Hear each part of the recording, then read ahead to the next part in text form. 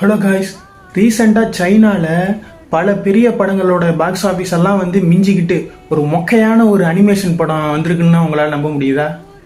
S, new new லாய் அப்படிங்கிற ஒரு படம்.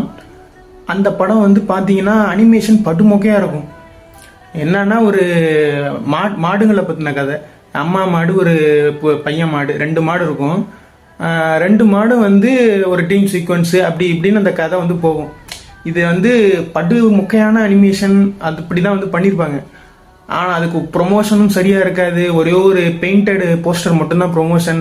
ஆரம்பத்தில் வந்து ஒரு சில தியேட்டர்ஸில் மட்டும்தான் இது ரிலீஸ் ஆனது.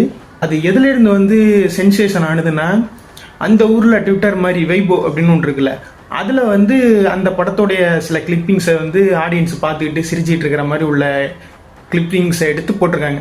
அது வந்து இன்ஸ்டாவில், ட்விட்டரில், நம்ம இதில் எல்லாத்துலேயும் வந்து ஃபேமஸ் ஆன ஒன்று. அதுக்கு பின்னாடி என்ன கதை இருக்குது அப்படின்னு போய் எல்லாரும் வந்து தேட ஆரம்பித்தா, ஒரு அம்மா ஒரு பையன் 2 பேர் மட்டும்தான். அதோடைய cast and crew, production house எல்லாமே வந்து அவங்க 2 பேரும் தான். ஒரு 5 வருஷமாக இந்த படத்துக்காக அந்த அம்மா வந்து அனிமேஷன் கற்றுக்கிட்டு, அந்த பையன் வந்து டப்பிங் பண்ணி, அந்த அம்மாவும் சேர்ந்து டப்பிங் பண்ணி, பாட்டு எழுதி அதை கம்போஸ் பண்ணி, அதில் அந்த 2 பேருடைய கதையை கேட்டோன்னே இன்னும் வந்து அந்த படம் வந்து சென்சேஷனல் ஹிட் ஆகிட்டு, ஒரு ஸ்லீப்பர் ஹிட் ஆகிடுச்சு. சைனாவில் பல பெரிய படங்களுடைய பாக்ஸ் ஆஃபீஸ் எல்லாம் பின்னுக்கு தள்ளிட்டு இப்போ அது வந்து முன்னாடி வந்து ஓடிட்டு இருக்கு.